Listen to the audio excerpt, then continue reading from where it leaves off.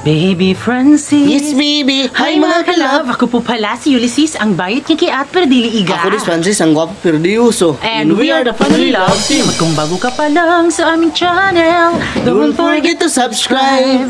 So ngayon ay balik na naman tayo sa bahay serye. Yes. Ayan, so ito na po, ang gagawin po ngayon ay ito na po yung last na gagawin pong lalagyan po ng kesame dito sa ating kusina. Kasi nga diba, medyo natapos-tapos na, pero may iba sa dito sa ating sala hindi pa natatapos. So tatapusin po sa ngayon, pero yung pinaka-main talaga natin is yung tapusin yung sabad ng kusina. Kasi nga diba Bino, pagtapos na yung ating kesame ay siguro mga next month mga kalab ay magpapa-blessing na siguro tayo Bino.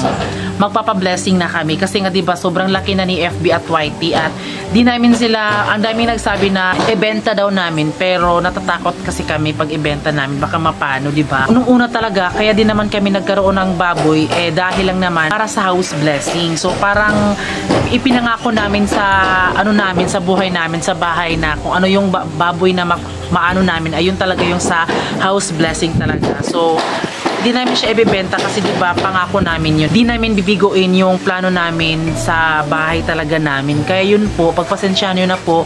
Kasi diba sa bahay natin, medyo hindi pa talaga siya natapos-tapos pero kailangan na namin pa-blessing din kasi isa na din doon, dito na kami tumira ni Francis, diba? So, yung plano kasi namin is ano lang talaga, dito lang talaga matutulog para mabantayan pero talagang nahulog na talaga na dito na talaga kami lumipat. Siguro sa next pa siguro na next day, pag medyo tapos-tapos na, tsaka na namin lilipat yung aming mga gamit dito sa bahay.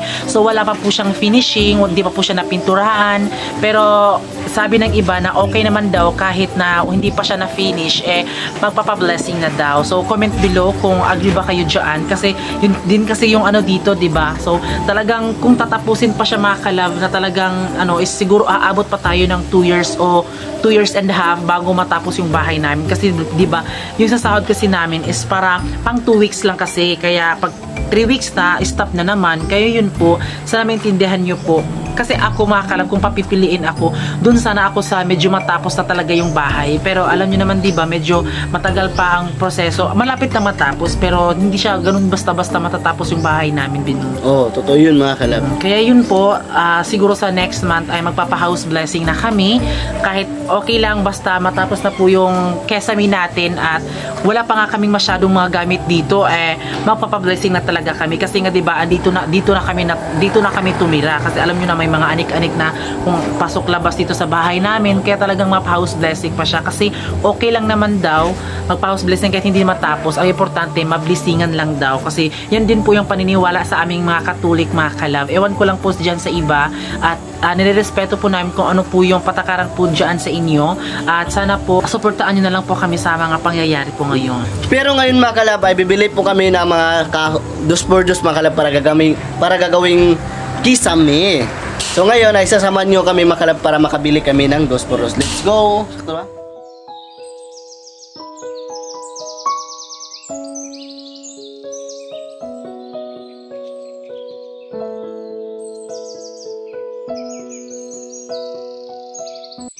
So ngayon mga kalab, dito na tayo sa pagbibilhan po ng 2 por 2 and then stick at ayan. So di kami nakabili kahapon kasi diba super busy talaga. So dahil dito na tayo, so yung bibilhin natin ay 10 ka 2 por 2, so 5 po siya. At 10 yung 2 por 2 Bino. 10 nga stick. Parang sukat. Stick by stick. O, tapos stick 10 kabugkot, then dalawang mga kalab, media na mga nails, ayan, yung lansa kung sa Bisaya pa. Kaya ayan, andito po tayo at ayan na po mga kalab, marami pong mga kahoy dito.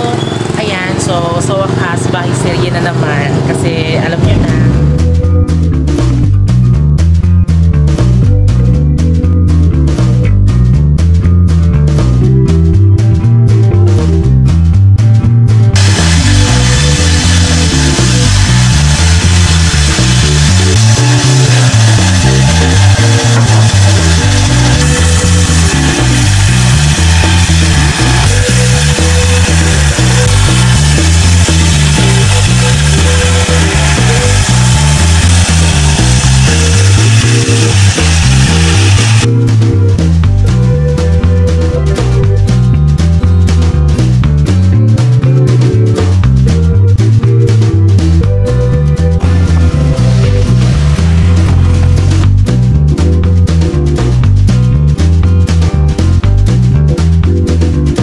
ayan, andito na kami sa bahay at syempre yung ibang mga kahoy namin ay inuna na dito kasi 'di ba medyo madami yung binili namin na kahoy. So ayan, babalikan lang po yan ni Kuya yung mga ibang kahoy namin.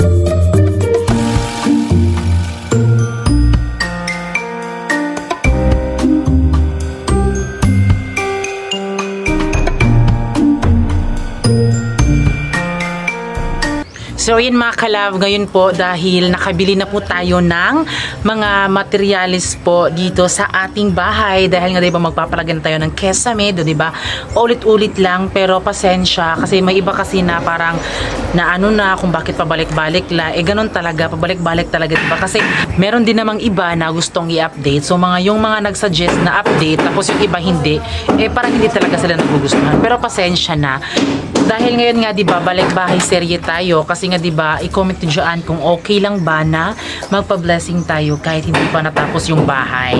Diba wala pa kasi tayong mga gamit bingo, pero okay lang kasi diba kailangan na kasi alam mo na baka ano pang mangyari dito, dito na kami nakatira. Kaya ngayon po ay sisimulan na po ang paglagay po ng kisame sa ating bahay dito sa kusina mga kalab. Dahil dito is natapos-tapos na siya pero sa sala may kaunti na lang talaga. Kaya hindi lang talaga namin mapaano lahat dahil sa sobrang ano lang talaga. Yung budget natin is for 2 weeks lang talaga. Ngayon po ay simulan na po natin ang paglagay po ng kesame at in one day hindi yan matatapos. Kaya update lang namin kayo kapag ano ang nangyari sa bahay na ito.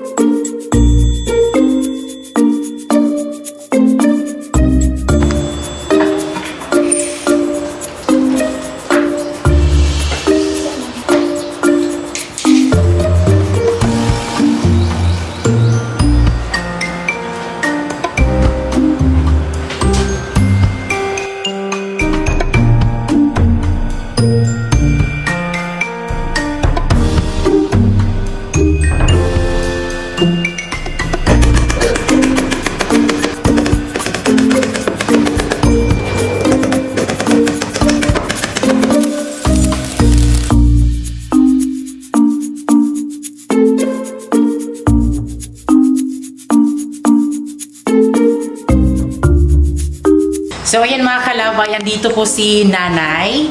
At ngayon po ay bumili po kami sa kanya ng binignit landang.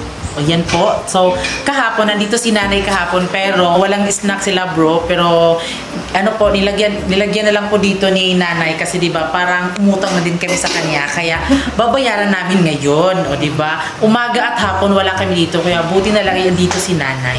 Kaya minsan din wala si Nanay dito kasi nag-ano po siya ng Flores de Mayo kasi nga 'di ba may so tapos na pala, kaya yun po, kaya palagi na pong naghatid si Nanay dito ng snack. Kaya every morning at afternoon niya po kami dinadalhan ng snack dito.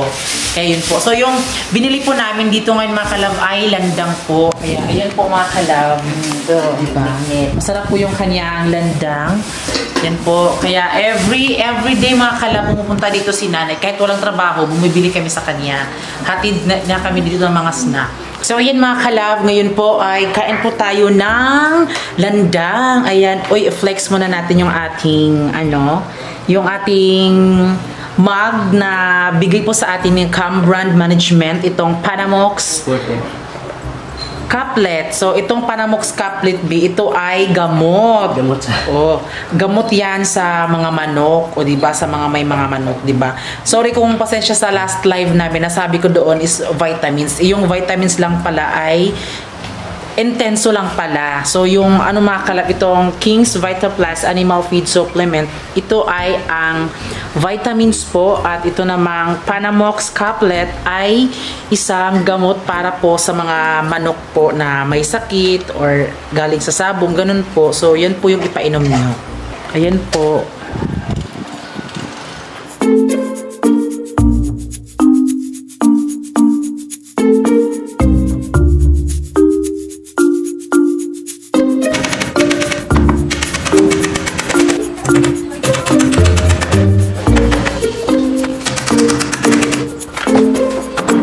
Dahil hapon na po, so 'di ba? So sobrang bilis lang pong matapos ang araw talaga. Pero sa pagtapos po ng isang araw ay ito na po ang nagawa po nila bro mga kalab.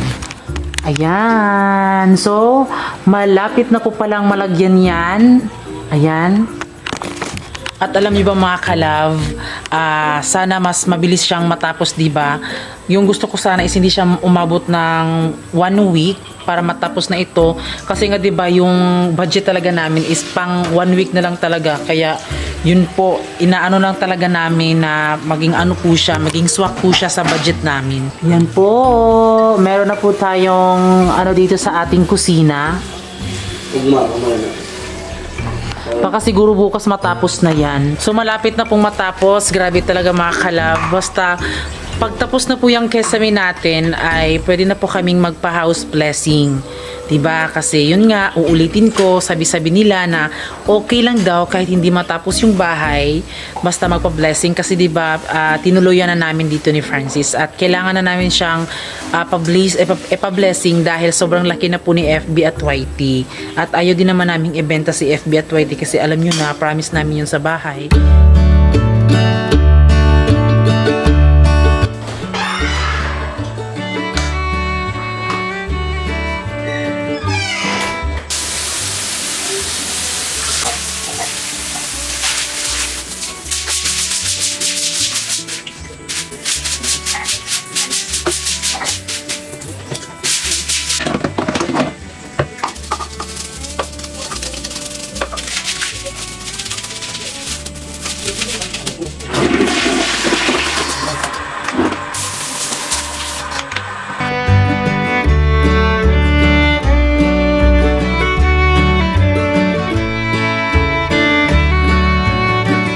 Ito ay hindi na po siya kasama dito sa babuyan mga kalab, sa lupa namin. So yung lupa namin is bandang doon lang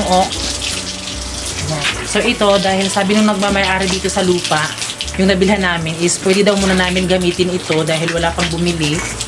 Yan, pero sa bandang dito mga kalab ay bibilihin namin ng kaunting lote para sa mga babuyan namin, di ba? So dito, ang tumira muna dito ay si Tiger. So ayan po si Tiger.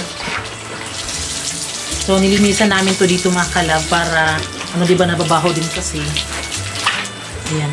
So yung din pala, yung binigay din po pala ni Gilbert na mga halaman is anito po.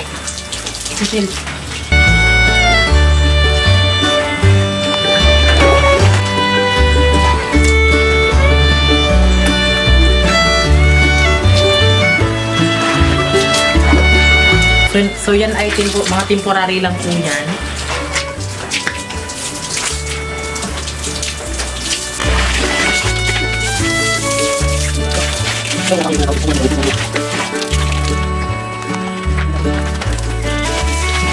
So yan mga kalab, tapos na po yung ating araw na kabisi-bisihan talaga. At alam nyo ba rito, naglinis talaga kami dito sa bahay namin, pero parang mini-linis muna, di ba? Kasi pagkatapos na po yung kesame natin is talagang final na talaga maglinis tayo dito para soon sa ating house blessing ay medyo maano naman din, di ba? Malawak at malinis, di ba? Para komportable po yung mga bisita namin na pumupunta dito. At syempre yung bisita lang naman namin is mga special someone, special sa aming buhay, and mga family lang din namin. At syempre yung mga namin, mga gusto namin na yung napamahal na talaga sa amin mga kalab. At yun nga po, so dito ay hindi pa siya masyadong na mga kalab, yung mga damo, sobrang dami pa talaga niya. Kaya soon is natin yan. Yan po yung mga damo. At andun din po sa natin mga kalab. Andyan. Tapos doon. Hindi sa aming lupang yan pero lilinisin namin. Kasi kami yung kawawa talaga dito. At syempre yung din ng mga babuyan is nilinis namin siya. So ayan, dahil tapos na po yung paglagay po ng kesame pero hindi pa yan matatapos agad-agad dahil madami pong proseso. At least diba naipakita namin sa inyo na ginawa na naman yung aming bahay para sa ating kesame. At yes. My God, mga kalab, huwag nyo pong kalimutan mga kalab na huwag po kayo mag-skip ng ads. Please, parang awan nyo na para din naman matapos-tapos na po yung bahay natin. Ayan. So I hope na sa vlog na ito ay na-enjoy kayo at maraming salamat po sa lahat ng nanood. At syempre bago kayo umalis, please don't forget to subscribe our YouTube channel at kami ang Family Love Team nagsasabing dapat love lang. Bye-bye. Pwede na po tikang nagsunog hugot, amigo lang tika.